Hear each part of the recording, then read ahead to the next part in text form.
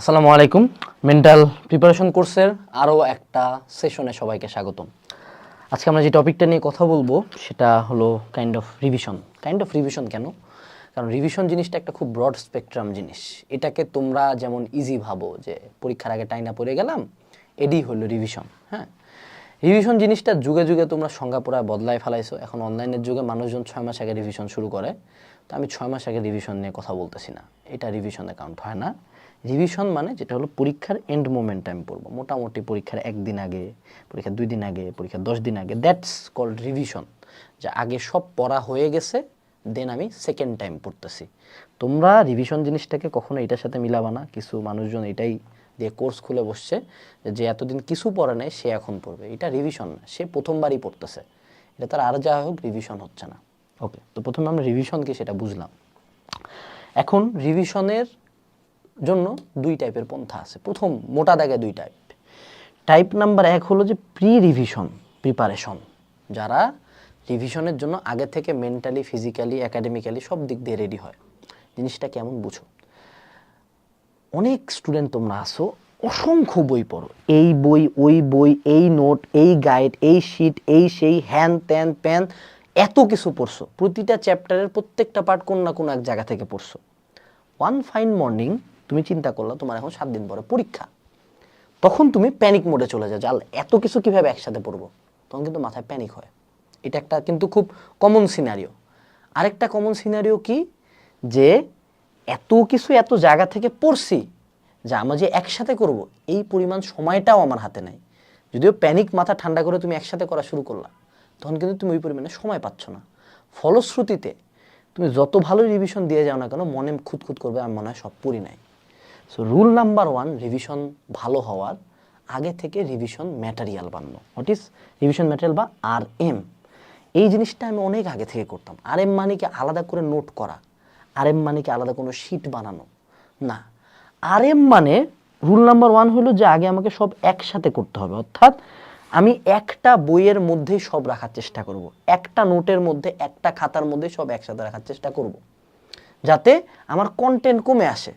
কারণ দেখো, কারণ সিনারিওটা চিন্তা করো, তুমি কোচিং একটা চ্যাপ্টারের পরীক্ষা দিচ্ছ, একটা চ্যাপ্টার রিভিশন দেওয়া সোজা 4-5 জায়গা থেকে পড়লাম। এবার পেপার ফাইনাল দিচ্ছ, পেপার ফাইনালে এবার 7টা চ্যাপ্টার একসাথে হয়েছে। এবার তুমি সাবজেক্ট ফাইনাল দিচ্ছ, এবার কটা চ্যাপ্টার? 14টা চ্যাপ্টার। এখন কিন্তু রিভিশন আরও টাফ হয়ে গেছে এবং তোমার ব্রেনে কিন্তু ইনফরমেশন আরও কম থাকবে। এবার 14টা জায়গায় আমি এবার একটা সাবজেক্টে ভর্তি পরীক্ষা নিব না, আমি তো ভর্তি পরীক্ষা নেব 4টা সাবজেক্টের। এবার 4-14 96টা চ্যাপ্টার এবং প্রত্যেকটা সাবজেক্টের পড়াশোনা এবং ডাইমেনশন পুরাই আলাদা। তখন কি হবে? বাংলা, ইংলিশ, জিকে অনেক কটা বই থেকে, বঙ্গবন্ধু এক জায়গা থেকে, সংবিধান এক জায়গা থেকে, নাউন এক জায়গা থেকে, পুরাণ এক জায়গা থেকে পড়লাম। পরীক্ষার আগের দিন রিভিশন দিব কেমনে? পরীক্ষার আগে 7 দিন কেমনে পড়বো?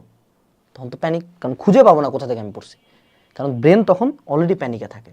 তো এক সাধারণ জ্ঞানের একটা টপিকের উপর, বঙ্গবন্ধুর উপর পরীক্ষা দেওয়া যায়। যখন আমি পুরা সাধারণ জ্ঞান, পুরা ইংলিশ, পুরা বাংলা দিলাম, তখন তো তুমি পাগল। তো এই জন্য প্রথমত সকল জিনিসপাতি এক জায়গা থেকে করা ভালো। আমি বলতাম 1 বুক মেথড, একটা বই পড়বো, ওইটাই মেইন বই, বাকি যা আমার পছন্দ হবে, দরকার হলে কাটে, দরকার হলে ফটোকপি করে, দরকার হলে নোট করে, যেমনে হোক এই বইয়ের ভিতরে ঢুকাই দেবো। যদি নোট খাতা বানাই, একটাই বানাবো, একটার মধ্যে সব থাকবে। তাইলে পরীক্ষার আগে রিভিশন দেওয়া সবচেয়ে সোজা। সেকেন্ড যেটা, সেটা হলো I&W মার্কিং। এই জিনিসটা বুঝো। অনেক স্টুডেন্ট আছে যারা এই কাজটা করে, পরীক্ষার আগে আগে যে জিনিসটা ও ভুলে যাইতে পারে, যে জিনিসটা ও পারে না, ও যে জিনিসটা পারে না সেটা পড়ে। এটা হলো পৃথিবীর সর্বশ্রেষ্ঠ চ্যুতি আমি।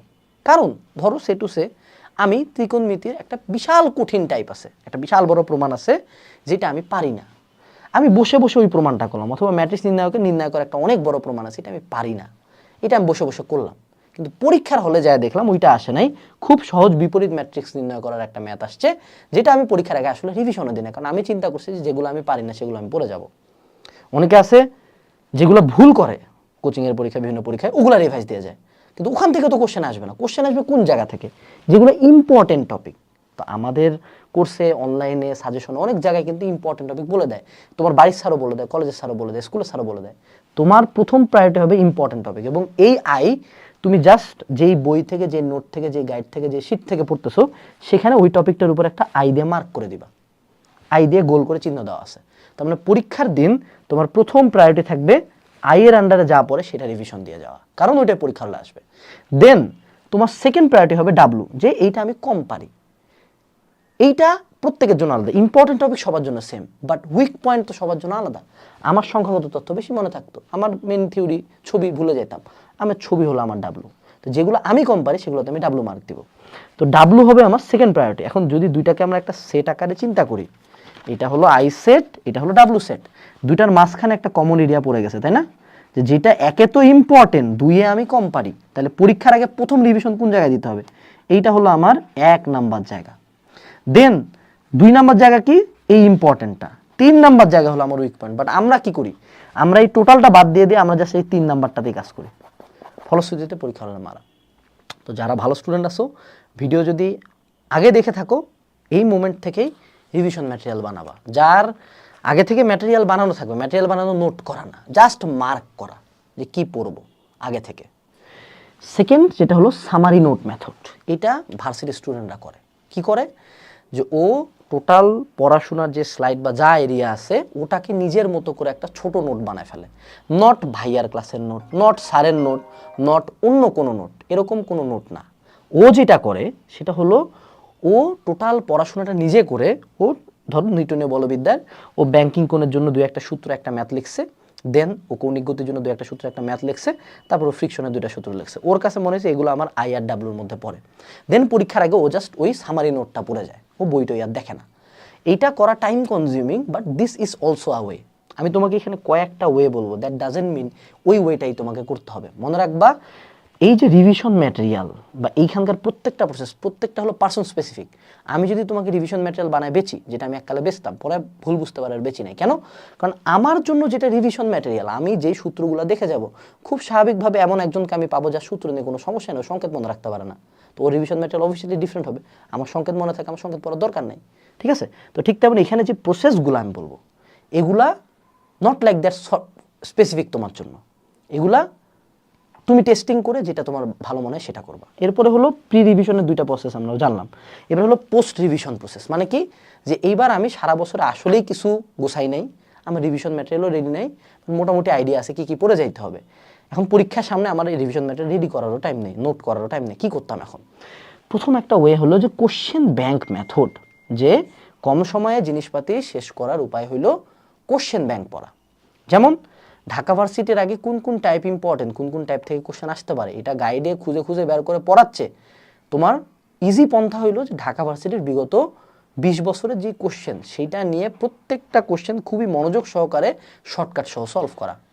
তোমার জিকে ইংলিশের জন্য কোন কোন এমসিকিউ বা কোন কোন থিওরিগুলা, কোন কোন গ্রামাটিক্যাল রুল, এগুলো বোঝার জন্য সবচেয়ে বেশি এটা করতে হবে ইংলিশের একটা কোশ্চেন ব্যাংক নিয়ে, ওই প্রত্যেকটা কোশ্চেনের যখনই আসবে কোশ্চেনটা সলভ করবো, গ্রামার বইয়ে চলে যাবো, ওই পার্টটা পড়ে নেব। অর্থাৎ কোশ্চেন ব্যাংক, প্রিভিয়াস কোশ্চেন ব্যাংকে যে টপিকটা আসবে ওই টপিকটা তখন আমি পড়ে রিভাইজ দেবো।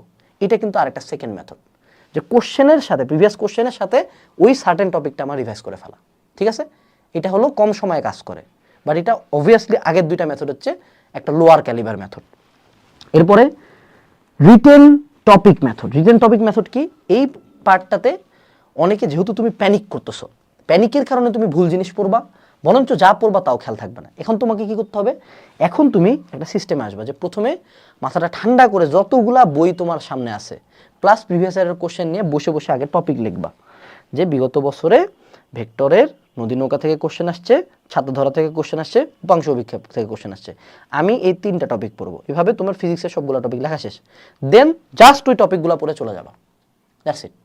তো এখানে তোমার একটু টাইম দিয়ে জাস্ট টপিক লিখতে হবে যে কী পড়বো। যা লিখছো তার বাইরে কিচ্ছু পড়বা না। অবশ্যই সব টপিক তো তুমি লিখবা না, শুধু ইম্পর্টেন্ট বা তোমার যেটা উইক পয়েন্ট মনে হয় সেগুলোই তুমি লিখতেছো। ঠিক আছে? এখন আসো, সেটা হলো ডোন্ট রিড নিউ শিট। অর্থাৎ যখনই আমরা রিভিশন ওয়ার্ডটা ইউজ করি, এটা 7 দিন, 10 দিন, 1 দিন, যে কোনো সময় হতে পারে, এই মোমেন্টে কখন ধরো তোমাকে আমি বললাম যে শুন মামা, এই যে এখানে যেটা লেখা আছে এইটাই আসবে বইয়ের ভর্তি পরীক্ষা, এইবার শিওর। তুমি ম্যাথটা দেখে বুঝতে পারলে যে এটা একটা কমপ্লিট নতুন ম্যাথ, এখানে ওয়ালিস থিওরেম শিখতে হচ্ছে, যেটার নামও তুমি জীবনে শুনো নাই। আসসালামু আলাইকুম, ধন্যবাদ, টাটা বলে চলে আসবা, দরকার নেই। নতুন একটা গাইড নিয়ে গেছি যে মামা এই 10টা মুখস্থ কর, তাহলে চান্স হবে। তুমি 10টা প্যারাগ্রাফ দেখলা যে এটা তোমার ক্ষমতার মেলা বাইরে চলে গেছে, দেখবাই না। মনে রাখবা, তোমার প্রিপারেশন অনেক আগেই কমপ্লিট হয়ে গেছে, তুমি জাস্ট রিভিশনের সময় জাস্ট ব্রেনকে আরেকবার সান্ত্বনা দিচ্ছ যে বাবা ঠান্ডা থাক, আমরা পড়ছি। তুমি যদি আগে থেকে না পড়ে থাকো, কখনোই একদিনে ঢাবি চান্স হয় না, একদিনে গোল্ডেন আসবে না, একদিনে GPA 5 আসবে না, একদিনে তুমি কলেজ ফার্স্ট হবে না, একদিনে কখনো বুয়েটও চান্স পাবে না। আগের প্রিপারেশনটাই মেন। এই টাইমটা জাস্ট আমরা ব্রেনের মধ্যে হাত ছুটতে দিচ্ছি, বাবা ঠিক আছে, ওকে, অল ইজ ওয়েল, আমরা যাবো, আমরা পারবো, এই জন্য পড়তেছি। তো ডোন্ট রিড নিউ শিট, যে যাই দেখ। অনেকে আছে পরীক্ষার আগে দিন রাতে বসে বসে লাইভ ক্লাস করে, বাবা এটার মতো খারাপ কাজ পরীক্ষার আগের দিন রাতে লাইভ ক্লাস করা, পরীক্ষার আগে একদিন দুই দিন আগে এক্সাম দেওয়া, পরীক্ষার আগের একদিন দুই দিন আগে টিচারের কাছে পড়া, এটা করা যাবে না। রিভিশনের টাইমটা অনলি সেলফ টাইম, পুরা টাইমটা জুড়ে জাস্ট আমি পড়বো, ঠিক আছে, পুরা জিনিসটা জাস্ট আমার, এখানে নতুন কিছু ঢুকানোর নাই। এরপরে আরেকটা যে মেথড, সেটা হলো ডিক্লাটারিং। ডিক্লাটারিং, তুমি এখন এই জায়গাটাতে আমার টেবিলটার দিকে একটু তাকায় দেখো দেখি, এখন এগুলার সাথে যদি আমি এগুলা সব কিছু ইনক্লুড করে দেই, এখন দেখছো জিনিসটাতে তোমার ফোকাস কোন জায়গায় গেছে, তুমি এক্স্যাক্টলি জানো না কোন জায়গায় ফোকাস দিচ্ছ, তাই না? এখন এগুলো সব এখানে রাখলাম, এটাও নিচে এখানে ঢুকাই দিলাম, ঠিক আছে, এবার আমি এটাও সরাই দিলাম। এবার তোমার ফোকাস কোন জায়গায় গেছে, জাস্ট এই জায়গায়, তাই না? তুমি এটার দিকে তাকাচ্ছ, রাইট? তো এইটা হলো তোমার ব্রেনও সিম্পলি ভাবে কাজ করে। তুমি যদি পড়ার টেবিলে 100 গাদা বই দেখায় নিজেরকে শো অফ করো, তোমার ব্রেন কিন্তু 100 গাদা বই দেখে ভাবতেছে আমাকে 100 গাদা বই রিভাইজ দিতে হবে।